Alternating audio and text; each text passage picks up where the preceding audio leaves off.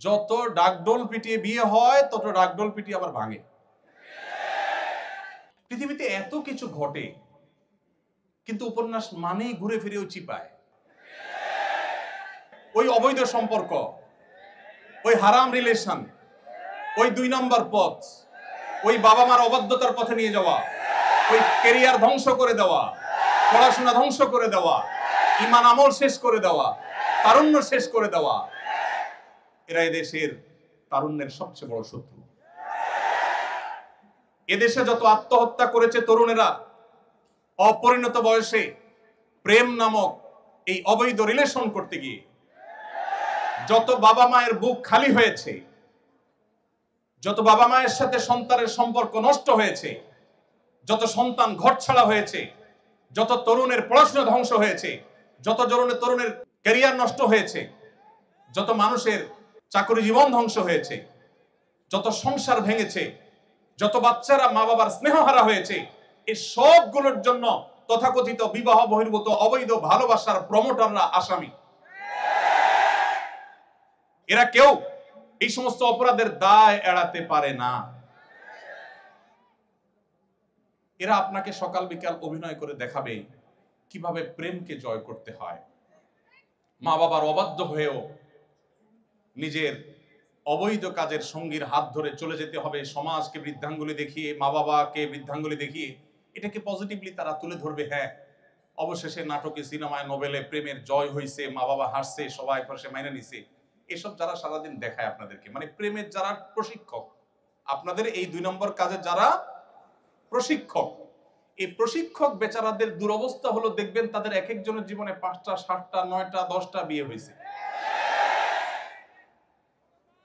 যত আওয়াজ করে বিয়ে হয় তত আওয়াজ করে ভাঙে। এরা নিজেরাই তো ব্যর্থ। এরা আপনাদেরকে কি প্রেম শিখাবে? প্রেম শিখবেন মসজিদের ইমাম সাহেবের কাছে, প্রেম শিখবেন মাদ্রাসার হুজুরের কাছে। বউ ছাড়া বেচারা কিচ্ছু বুঝে না। নিজের ভালোবাসা সব উজাড় করে দিয়েছে তার বৈধ সঙ্গীর জন্য। আকাম কুকাম করে অজায়গায় কুজায়গায় ভালোবাসা বিলায় না। পশ্চিমাদের মোরালিটি শেষ হয়ে গেছে। আমি একটা কথা জোরালো ভাবে বলি, জ্ঞানে বিজ্ঞানে, তথ্য প্রযুক্তিতে, অবকাঠামোতে, অন্য অনেক বিষয়ে পশ্চিমারা যদি আমাদের চাইতে 200 বছর এগিয়ে থাকে, পরিবার ব্যবস্থাপনায় আমরা তাদের চাইতে 500 বছর এগিয়ে আছি। আপনারা তাদের কাছ থেকে জ্ঞান বিজ্ঞান নেন, আমার আপত্তি নেই। আপনারা তাদের কাছ থেকে অন্যান্য ভালো দিকগুলো নেন, আমার আপত্তি নেই। কিন্তু তাদের বস্তা পচা সস্তা বিবাহ বহির্ভূত রিলেশনের এই বিষ বাষ্প যদি আপনার সমাজে আমদানি করেন, তো মনে রাখবেন, আজ জাপান, কোরিয়া, ইটালি, যে দেশগুলোর নাম বলছি, এর বাইরে উন্নত অনেকগুলো দেশের কথা আমি নিজে জানি। নিজ চোখে তাদের সেই দুঃসহ চিত্র দেখার দুর্ভাগ্য আমার হয়েছে। আপনি গুগল করলে, আপনি একটু অনলাইনে সার্চ করলে দেখতে পাবেন তাদের মধ্যে জেনারেশনের যে গ্যাপ তৈরি হয়েছে, তাদের মানুষ জন্মের হার কমতে কমতে এমন পর্যায়ে চলে গেছে যে রীতিমতো প্রণোদনা দেওয়া হয়। আপনারা সবাই জানেন, ওপেন সিক্রেট, সারা বিশ্বে উন্নত দেশগুলোতে বিয়ে করেছেন, একটা সন্তান হয়েছে, সরকার এত টাকা ভাতা দিবে, 2টা হয়েছে আরো বেশি, 3টা হয়েছে আরো বেশি। যারা একসময় জন্ম নিয়ন্ত্রণ করার জন্য সকাল বিকাল আমাদেরকে সবক শিখাইতো, তারা এখন জন্মের হার বাড়াবার জন্য টাকা পয়সা দিয়েও বাড়াতে পারছে না। আমার দেশের ভার্সিটির স্টুডেন্টরা, মেধাবী ছেলেরা এম্বাসিগুলোতে দাঁড়ালেই পটাপট ভিসা দিয়ে দিচ্ছে।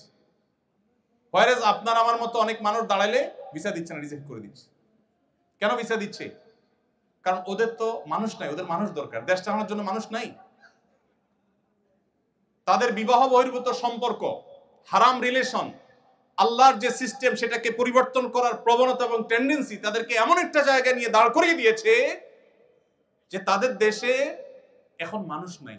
মানুষের জন্মের হার কমতে কমতে এমন পর্যায়ে চলে গেছে, একটা দেশ চালাবার জন্য যে মানুষগুলো দরকার সেগুলো পর্যন্ত বাহির থেকে হায়ার করে আনতে হয়। তারা রিফিউজিদেরকে ওয়েলকাম করে, সেটা যতটা না মানবিক কারণে, তার চাইতে বেশি হলো তাদের দেশে যে জনবলের সংকট আছে সেটিকে সমাধান করবার জন্য। মুসলমানের সন্তান সেই সংস্কৃতি যদি আপনি আপনার দেশে আমদানি করেন, আপনার জীবনে আমদানি করেন, আপনার সমাজ শেষ হয়ে যাবে, পরিবার ধ্বংস হয়ে যাবে। ডক্টর খন্দকার আব্দুল্লাহ জাহাঙ্গীর রহমাল্লাহ একটি চমৎকার কথা আছে। স্যার বলতেন, ইসলামী দণ্ডবিধিতে সবচেয়ে করুণ, সবচেয়ে কঠিন শাস্তির কথা বলা হয়েছে কোন বিবাহিত দম্পতি তারা যদি পরস্পরের মধ্যে হারাম রিলেশনের মধ্যে জড়িয়ে যায়, জেনা করে, সবচেয়ে কঠিন এবং নির্মম শাস্তির কথা বলা হয়েছে। But why? কেন এই নির্মম শাস্তির কথা বলা হয়েছে? দুজন মানুষ, তারা দুইজনে সম্মত হয়ে একটা অপরাধে লিপ্ত হয়েছে, আল্লাহ তাদের শাস্তি দিবেন, ভালো কথা। দুনিয়াতে এত নির্মম শাস্তি কেন? তারা তো কারো কোনো ক্ষতি করে নাই, সমাজের কোনো ক্ষতি করে নাই। স্যার বলেছেন, তারা সমাজের সবচেয়ে বড় ক্ষতিটা করেছে কি? এই টেন্ডেন্সি যদি ডেভেলপ হয় একটা সমাজে, কি হতে পারে? মানব সভ্যতা হারিয়ে যেতে পারে ওই সমাজ থেকে বা পৃথিবী থেকে। মানুষের মধ্যে সন্তান জন্ম দেওয়ার যে স্বাভাবিক টেন্ডেন্সি, এটা যদি একবার চলে যায়, এটা নতুন করে সৃষ্টি করা কঠিন। পশ্চিমাদের চাইতে কেউ এই সকরুণ পরিস্থিতি ভালো করে উপলব্ধি করতে পারছে না আজ। যারা উন্নত দেশগুলোতে গিয়েছেন, সেখানে পড়াশোনা করেছেন, স্যাররা অনেকে গিয়েছেন নিশ্চয়ই, তারা ভালো করে বলতে পারবে। এই জন্য মুসলিম তরুণ ভাই আমার, আল্লাহর ওয়াস্তে এই অবৈধ সম্পর্ক করে নিজেকে ইউ মনে করেন না।